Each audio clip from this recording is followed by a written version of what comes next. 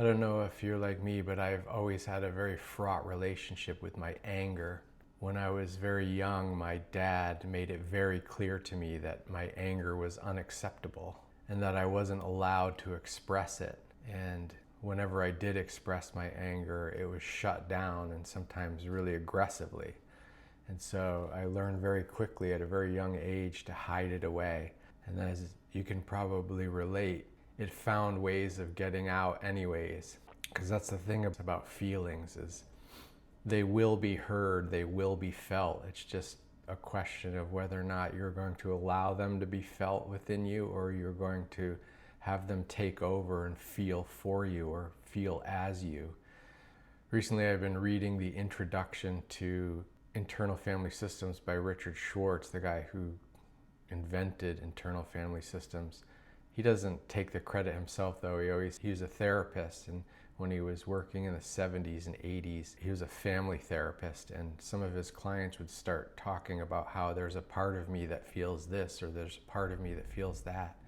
And he observed that language, and it's something that a lot of us do, talk about, oh, a part of me feels, or kind of makes sense. There's something intuitive about it, and he ran with it because it allowed access to a part of the psyche that often other approaches that assume that we are one mind, that the mind is unitary, don't work. On the one end of the spectrum, you can look at it as like a metaphor, so that we have feelings and experiences of feelings, and we can personify them in order to talk about them in a coherent way, or in a way that makes sense or feels intuitively meaningful. And then on the other end of the spectrum, you can say that literally we do have what you might call subpersonalities. In very extreme cases, it can manifest as what's called dissociative identity disorder, to the extent that some people can go into these subpersonalities so deeply that when they come out of them, they don't even remember that they were someone else for the period they were, as they say in IFS, blended with that subpersonality. And I think for most of us, we're somewhere along that spectrum. For someone who's securely attached and has a high degree of mental health, the partness of their psyche is relatively muted or subtle. And then for some of us that are kind of in the middle, it can be stronger, that fragmentation, or you could even call it a self-alienation. For those of us who experience more childhood trauma, that can get more severe. Assessing myself honestly, I would say I was not necessarily in the middle, but a little towards the left, towards the dissociative identity disorder. I don't get caught up in these subpersonalities and lose myself or become unaware of what I'm doing. Though interestingly, when I was in college and later on, until I actually quit, I was a binge drinker. My father's an alcoholic, and I was a binge drinker. There were lots of episodes, dozens of them I can remember, where I would drink excessively, and then I would always, the first thing that goes when you're drinking is your judgment and your inhibitions. So anytime someone else would just offer me some other drug, when I was drunk, I would probably just take it. And a lot of times they would get offered marijuana, and I would just smoke it. And it was the combination of drinking and smoking pot that would cause me to black out. And I would wake up in the morning, of course, really hungover, and I would have no recollection of several hours of my life. And I would get confirmation from the people I was partying with that, yes, I was alert and active, but it was like a different personality came out. And a lot of times it was really fucking aggressive. Like I would just do crazy shit and be really antagonistic. To come back full circle, that is that anger. The anger was finally came out. It had been repressed for so long, when it would come out in these situations. So in the sense that even though it was drug induced, it was a severe form of dissociation where I blacked out and I became a different person in a way.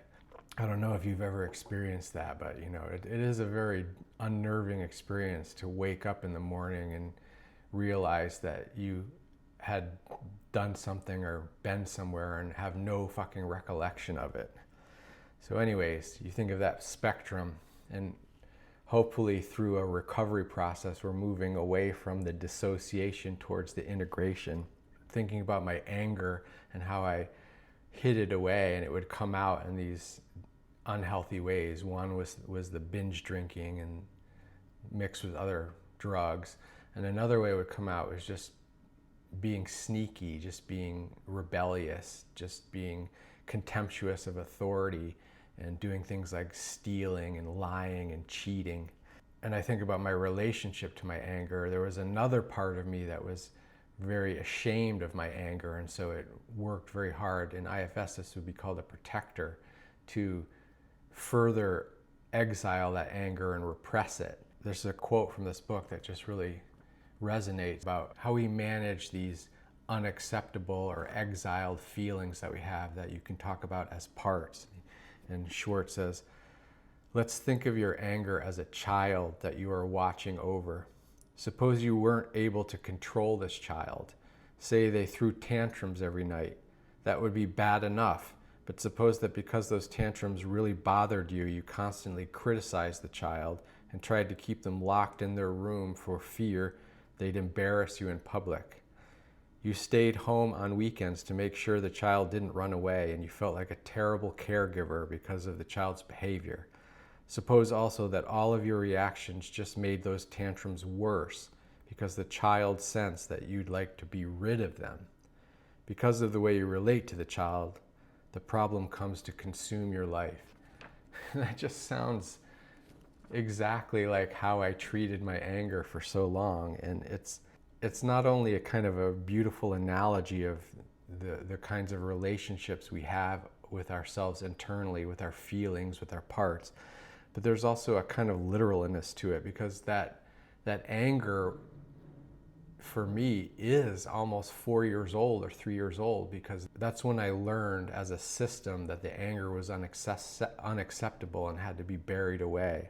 That's a kind of traumatic experience to have to become frozen in a certain feeling, and then to heap shame on that feeling, and to, what's the word? I mean, he talks about it being it's an exile, but I don't know if that's the right analogy. I think it's helpful. It is a good way of thinking about these feelings that we carry with us that are kind of repressed or hidden away.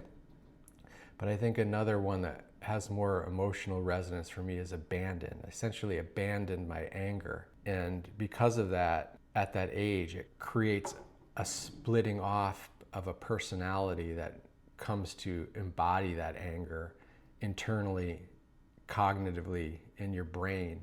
So in a way, it becomes a distinct personality, and it also has a neurological distinction as well. It's kind of like a separate, not completely separate, but sort of mostly separate neural network that registers or encodes that angry persona, and it becomes distinct and separate from the rest of the system, the whole personality. And then there's a kind of internal conflict with that persona, that part, as other parts step in to exile it or protect us from it or protect other people from it. Again, it becomes like this parent-child relationship. And he talks about this later, but it's one of the things about this parenting analogy that's so interesting is that, and meaningful, is that it's kind of like a teenager who's a parent, right? So it's like the teenager parent is trying to deal with a tantruming toddler. And if you can imagine, a teenager is going to be pretty incompetent at parenting a toddler. They're just not equipped developmentally to handle that, and they shouldn't be. It's not appropriate for them. It would be a kind of toxic parentification to ask a 12 or a 13-year-old to be the parent for a toddler. They're just not prepared and ready for that, and they don't deserve that. But that's what happens internally. We have this protector who is a kind of parentified child that's maybe slightly older or more older than the exiled child part, and they develop this hostile relationship towards each other where the teen parent is getting more and more frustrated and more accusatory and condemning and hostile towards this angry toddler part, and the toddler part just rebels more and more from that, because they still have this powerful drive to be seen and be heard and to have their needs met. All little children have that. And it only gets snuffed out later on in life. It's very strong when you're a baby. And so it just becomes this pattern that repeats itself over and over again. And we could go our whole lives stuck in that unhealthy dynamic where there's an internal protective teen parent part that's imprisoning and antagonizing this angry toddler part, and then the angry toddler part erupts at times and rebels, and it comes out in these very unhealthy ways. We do one of two things with them. We either act out on them and project it and inflict it on other people in our lives, our relationships. We hurt our relationships, our friendships, our intimate relationships because of that repressed anger. Or we shut down, we turn that anger inwards, and it becomes like this really harsh inner critic. In extreme forms, it can be even suicidal. This just blew my mind when I first really started to appreciate this, how powerful this paradigm is as a way of changing how I relate to myself and to my parts and to my feelings, especially these feelings that have been buried away for so long. I quit drinking 25 years ago, so I don't black out anymore, but even after quitting, I still hadn't resolved the issue of that repressed anger, and it kept coming out in different ways. And it's only now when I'm really starting to find healthier ways to express my anger. But that's a topic for another video.